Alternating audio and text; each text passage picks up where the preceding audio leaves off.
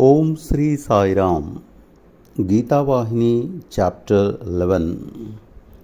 More on Guru's disciples, Krishna Arjuna as the supreme Guru disciple pair. Acquiring spiritual wisdom through faith and the yogas of action, meditation, and wisdom. Krishna as the one and only substance. How can such coddled, comfort loving persons attain liberation? If gurus are not able to secure such disciples, why should the gurus deplore their fate? It is strange that there are gurus who lament when they are not able to attract such disciples. Opium eaters and marijuana smokers are unfit to be gurus. They are cheats. How can those who spend all their energies in securing the wherewithal for their living be gurus? How can those who seek to fulfill their sensual fancies be disciples?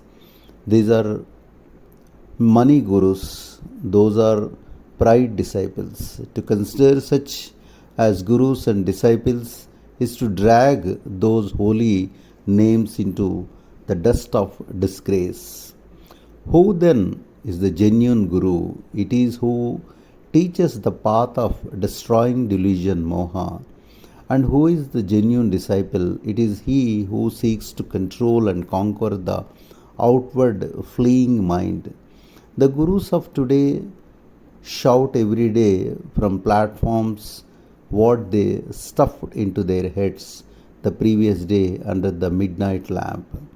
Their performance is only like regurgitating the food once swallowed and nothing more. They talk like parrots, reproducing what they have learned by rote. Even the children know that greed and anger have to be mastered. But in these people, greed, anger, envy, hatred, lust, and pride pop into their devilish heads through every little word they utter, every little deed they do. If those who claim to be gurus don't themselves master these propensities, how can the unfortunate disciples who resort to them succeed? If the guru is supremely self sacrificing, seeking to sustain truth saturated with selfishness, seeing all people as equal, striving to secure sorrowless lives for all, leading a sweet and simple life with a soul suffused with strength giving thoughts, satisfied only by the chance to show others the path of good conduct and good character. Then perhaps a few disciples will gather around. They will impose faults upon the Guru that sully and cast doubt upon the Guru's integrity and genuineness, but the Guru will be as serene as ever, for the Guru suffers no loss. The loss is for the disciples who let go the great chance. One thing is certain, as long as the delusion that one is the body is not the cast aside, God cannot be realized, however far one may wander. Whatever the number of gurus one might select and serve, stick to that delusion and all the meditation, all repetition of the name, all the waters of all the holy bathing places that they bathe in cannot win success for you. All your effort is as useless as trying to bail water in a vessel ridden with leaks. Householders who carry out their duties are any day preferable to such seekers, sadhus. They follow the dharma of their stage of life, ashrama, and they tread the correct path in unceasing remembrance of the Lord. So these householders realize the goal. If the nature of the gurus and disciples of today is to be considered, volumes can be written, but that would be using precious time for inessential discussion. So we shall revert to our main topic. For To dwell on the sacred Guru disciple bond of Krishna Arjuna in the same breath with the relationship of the present day Gurus and disciples would be a sacrilege. They are unique, incomparable. This supreme pair, unapproachable by any other, they have to be taken as the ideal by all teachers and aspirants. Arjuna bowed in humility and carried out sincerely the precepts of the Guru. Krishna fostered what was really beneficial to Arjuna. He paid full consideration to what would really promote the reputation, Atmic bliss, and Dharma of Arjuna. He tended him and fended for him as the very breath of his life. That was the type of Guru the Lord was for him. Krishna is the highest Atma, Paramatma. Arjuna, the Atmic soul, Jivatma. Krishna is the supreme Lord of all, Purushottama. Arjuna, the best of people. That is why they are the ideal Guru disciple. Others are Guru disciple in name only. Self-willed disciples and power-drunk Gurus are simply wasting their lives in vain pursuits. Krishna is an ocean of love. He watched over Arjuna as one watches over the eye or the heart. He taught holiness and transformed into holiness. He loved and was loved behind compare. That makes the Guru a genuine Guru. And Arjuna, he too is no ordinary being. His surrender, Tyaga, is unapproachable. Whatever the crisis, he stuck to Krishna's command and Krishna's word. He wore comradeship with the Lord as the armor that would save him from all harm, as the very body in which he dwelled, as something that he must foster, strengthen, and guard. Although a mighty force, he was ready to efface it when necessary. This is how the Guru and disciple should be bound together.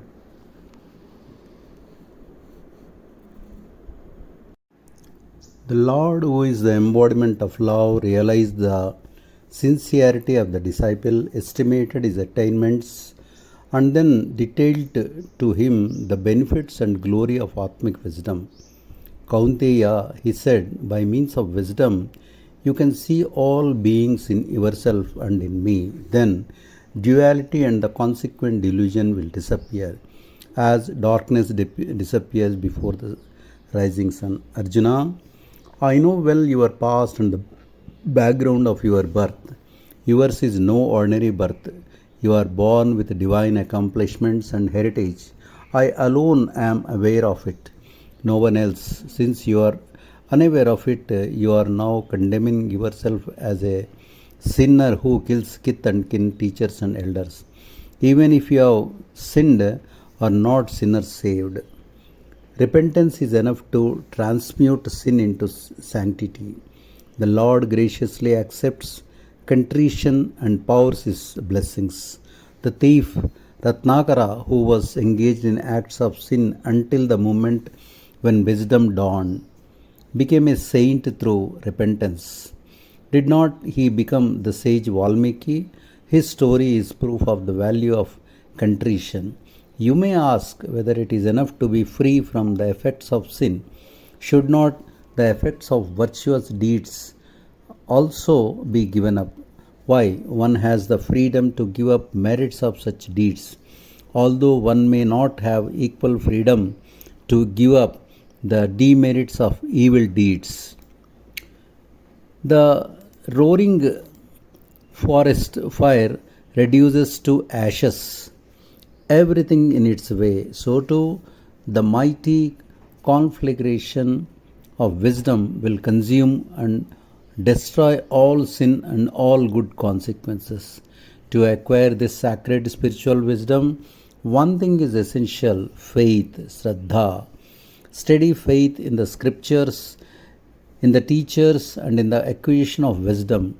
Without earnest born of faith, no task, however tiny, can be accomplished. Therefore, you can see how essential it is for earning wisdom.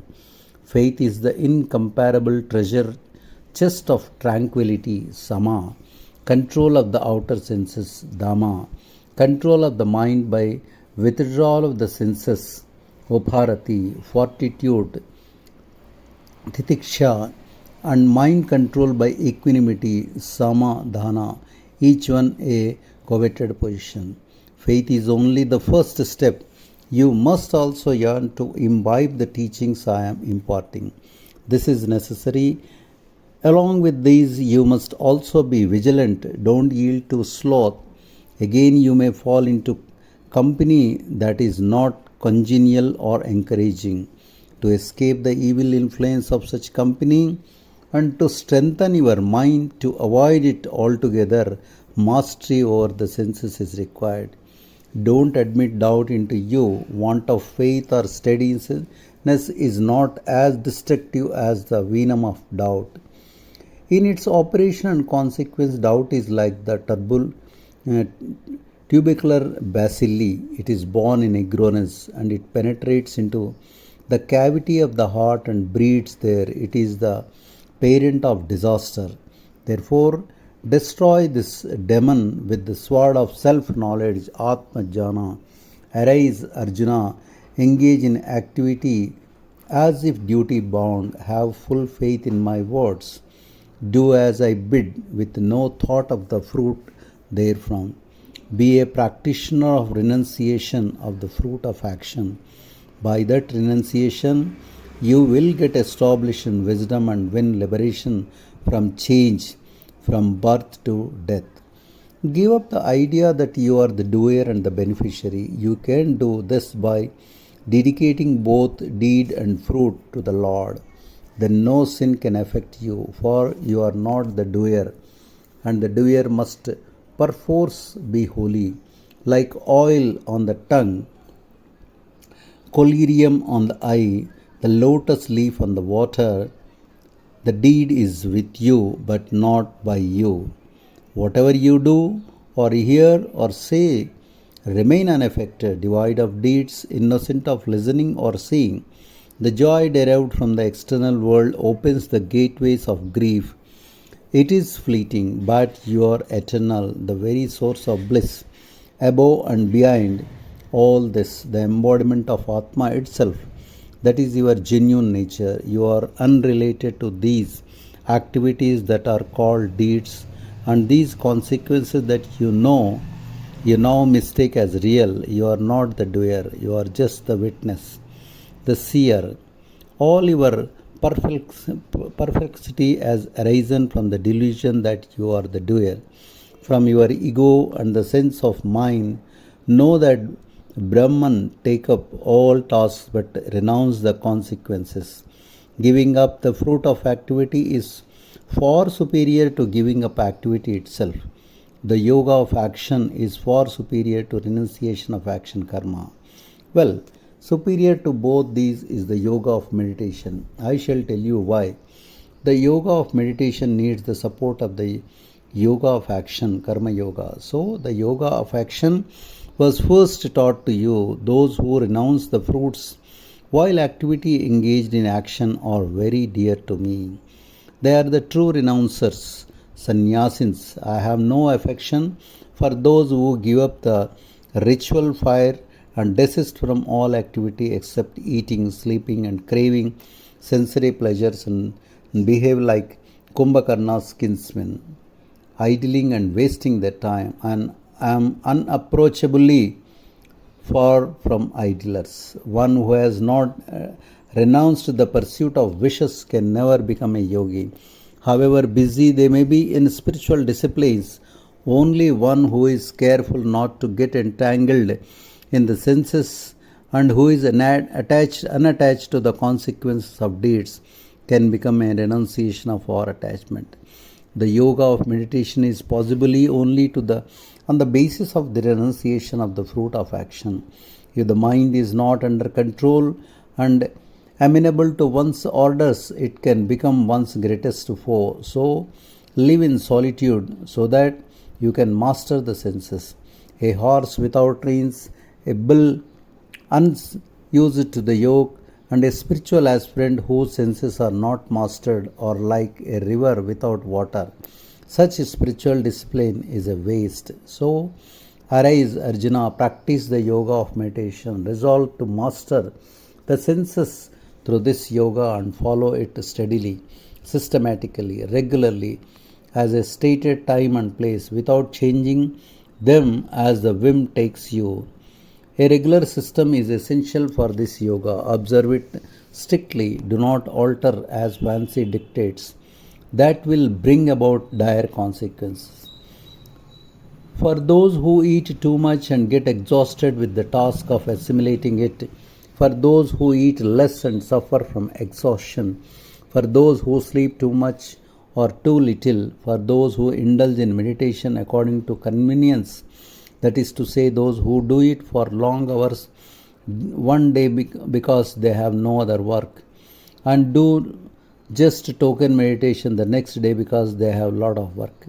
For those who give free rein to the six enemies, desire, anger, and the rest, for those who don't confer joy on parents, and especially the mother more than all, for those who entertain doubt and have little faith in the Lord or in the Guru whom they have chosen and installed in their hearts, for all these meditation will yield no fruit at all. The mind of the yoga adept should be like the steady, upright, unshaken flame of the lamp kept in a windless wind sill. Whenever the slightest sign of unsteadiness occurs, endeavor to curb the mind and not allow it to wander. Develop the consciousness that you are in all and the feeling of oneness that all is in you. Then you can take up and succeed in all the yogas. Then you are free from all distinctions like I and others, or Atma and Paramatma. The joy and grief of others will then become equally yours. You can then never harm others. Then all can be loved and adored in the awareness that they are the Lord of all, Sarveshwara. Lord Krishna declared that those who have attained this vision are really the supermost yogis. Meanwhile, Arjuna is beset by doubt and he asks for some elucidation and explanation so that he may get convinced. Krishna, all that you have been telling me is very pleasant to the ear, and I can well imagine that it must be a source of bliss to those who attain success. But it is so difficult beyond the reach of all. The yoga wherein everything has to be realized as equal, samatattvam, is fraught with obstacles even for the fully equipped aspirants. What then am I to say of people like me who are common aspirants? Is it ever possible for us, Krishna? Is the mind so easily controllable or us? Even an elephant cannot drag as the mind does. The mind is the nursery of waywardness. Its mullishness and obstinacy are also very powerful.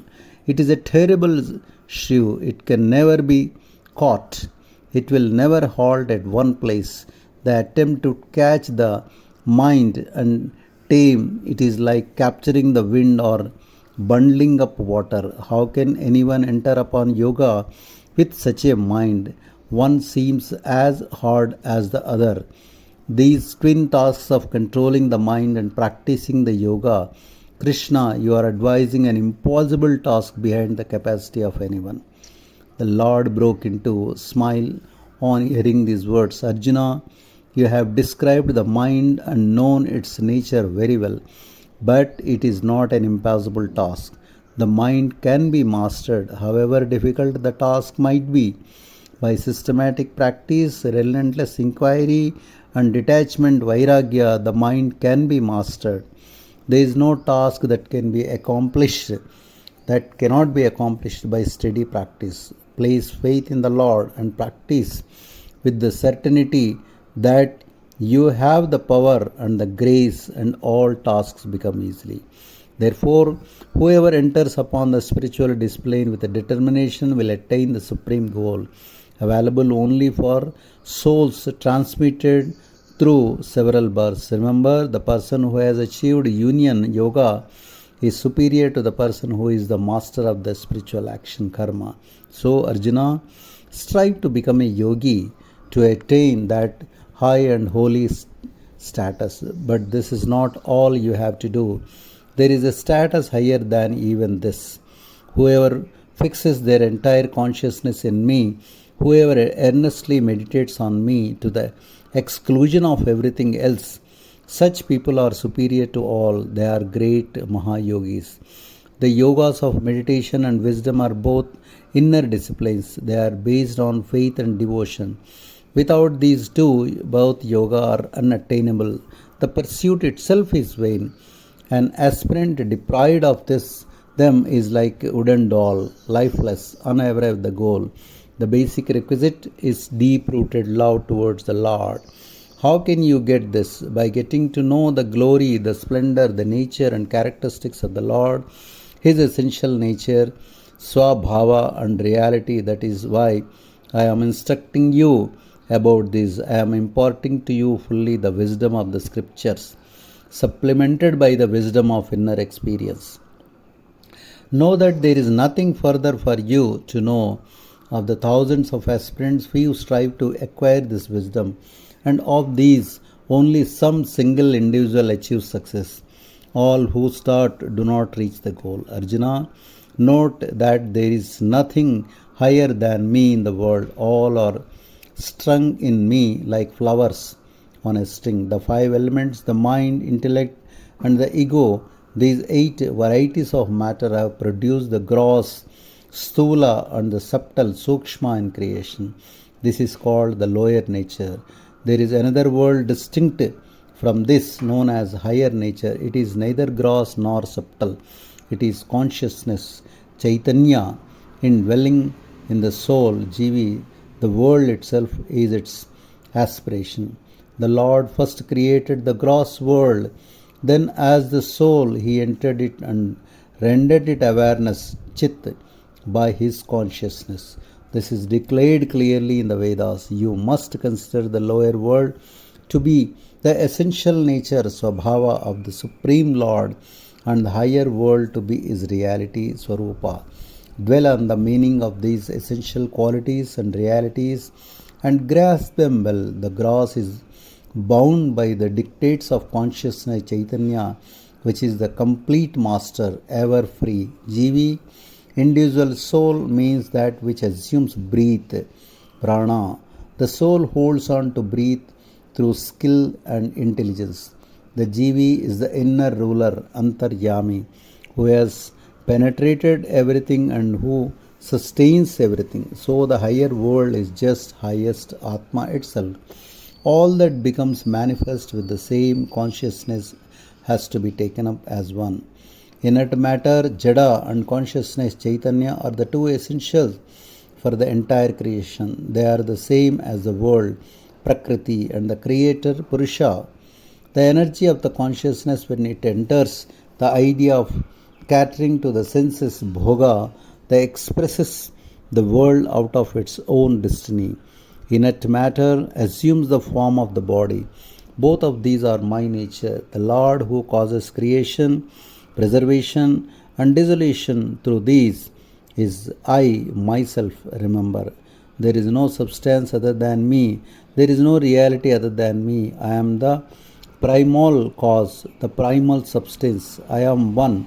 Let me become many. Thus, I myself dissolved upon this expansion into manifoldness called creation. That resolution affected and motivated the power of illusion, Maya Shakti. So, the intellectual principle, Mahatattva, God produced, that was the first step in the evolution of creation. If a seed is planted in the earth and watered, in a day or two it will drink the moisture and swell in size. The sprouting has not yet taken place, but the first stage change is there. The intellectual principle is the happening of this type. Next, in accordance with the will of the Lord, a sprout arises. That is called the great ego. From it, 5 leaves break forth. the subtle principles of the five elements. The entire world is the combined product of these eight: the power of nature, Prakriti, Shakti, the principle of intellect, ego, Ahamkara, and the five elements. Jai Sai Ram.